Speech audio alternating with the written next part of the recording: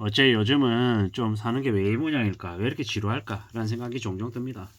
재미가 없거든요. 뭐 뉴스를 봐도 특별하게 재밌는 게 보이지도 않고 이래저래 드라마나 뭐 영화를 봐도 그다지 이렇게 혹하게 재미있다라는 느낌이 좀 안 드는 게 왜일까요? 이런 게 슬럼프인가?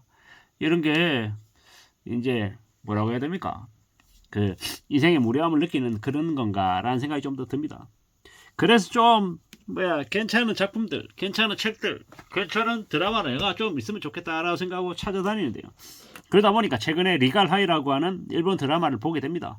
일본 드라마 리갈 하이를 보면서 우리가 현실에 순응하고 그게 옳은 거다라고 생각하던 기존의 고정관념 이런 것들을 좀 벗어날 필요가 있지 않나라는 생각이 듭니다. 그 리가라에 나오는 그 변호사는 그렇게 얘기하죠. 자신에게 일을 준 그 이제 의뢰인들의 이익을 위해서 철저하게 움직인다라는 거죠. 그 사람이 뭐 뭡니까?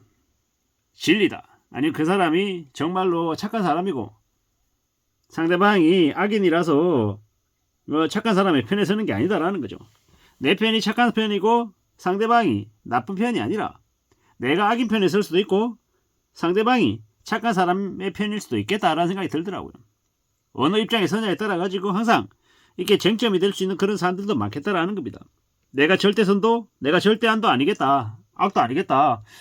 서 있는 위치에 따라서 다르게 판단하고 다르게 평가할 수도 있겠다라는 생각이 들더라고요.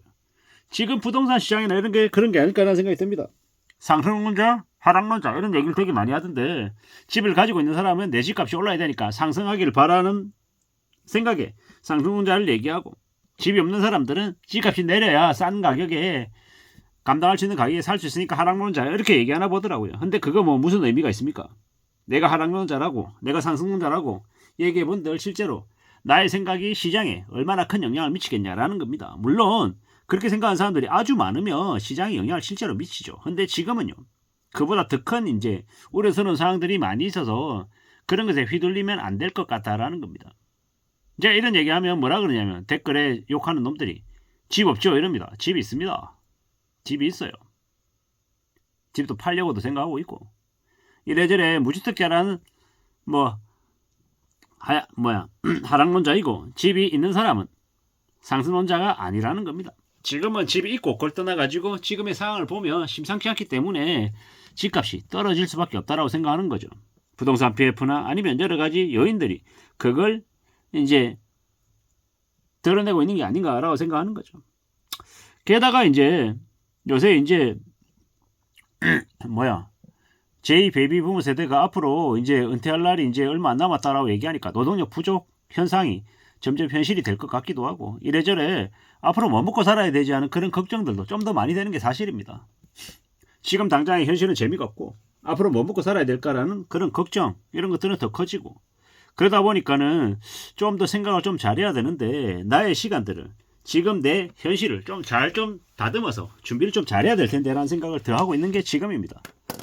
책을 좀 쓰고 싶다는 생각도 하고 있고요. 책을 쓰려면 엉덩이 무겁게 앉아가지고 계속 뭔가를 써야 되는 거고 그러면서 또 뭔가를 대비해야 되는 거고요. 참 어떻게 준비해야 되지? 어떻게 대비해야 되지? 난 뭘 좀 공부하면 좋을까? 뭐 이런 생각들을 계속합니다. 1년에 한 권씩은 책을 좀 냈으면 좋겠다 뭐 이런 생각들도 하고 있고요.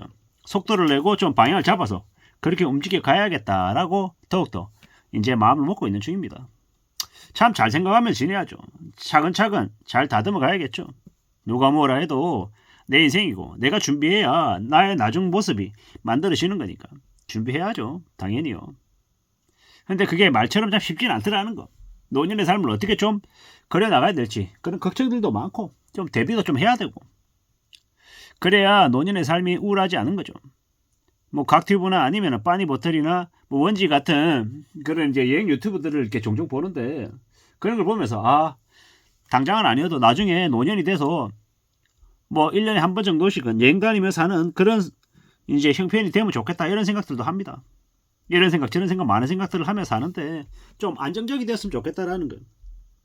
아이들을 좀 성인으로 잘 이렇게 뒷바라지할 정도도 됐으면 좋겠다라는 생각도 있고 또한 이제 노년에 노후도 좀 갖춰지면 좋겠다는 생각도 있고 좀 우울하지 않게끔 살았으면 좋겠다라고도 얘기하죠. 제 와이프랑 이제 얘기하면 가끔 그런 얘기합니다. 젊은 시절 지금 현재 애 키우고 이러는데 고생을 이렇게 많이 하는데 노년이 되게 허덕이고 쪼달려서 불행해지면은 억울해서 어떻게 사냐고. 저도 뭐 회사집 이러고 살고 있고 이렇게 사킬하게 살고 있는데 좀 삶이 나중에 삶이 좀 나아졌으면 좋겠다 이런 생각을 더 많이 하며 지내는 거죠. 당장에 아주 큰 부자가 되겠다 이런 생각은 없고요. 그냥 안정적인 이제 삶이 좀 보장이 됐으면 좋겠다 이런 생각을 하는데 보장이 되는 게 어디 있습니까? 그런 거 없잖아요. 그러면 제가 제 스스로 꾸준히 준비하고 대비해서 만들어 가야 되는 거죠. 항상 소득이라 그래서 배당이든 아니면 채권 이자든 월세든 꾸준히 들어오는 것들을 만들어 놓을 필요가 있는 거죠. 내가 가장 잘할 수 있는 분야에서 기다리고 또 인내하며 그러한 것들을 만들어 가야 되지 않겠나라는 생각을 합니다. 사는 게 지겹고 지루하고 재미없는 게 요즘입니다. 최근에 한 2달 전에 되게 많이 아파가지고 건강도 좀 안 좋아졌었고 그러다 보니까 조금 속도를 좀 늦춰야겠다.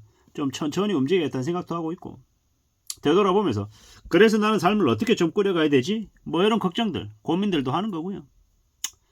차근차근 조심 또 조심하며 살아가야겠다. 뭐 이런 생각은 더 하게 되는 겁니다.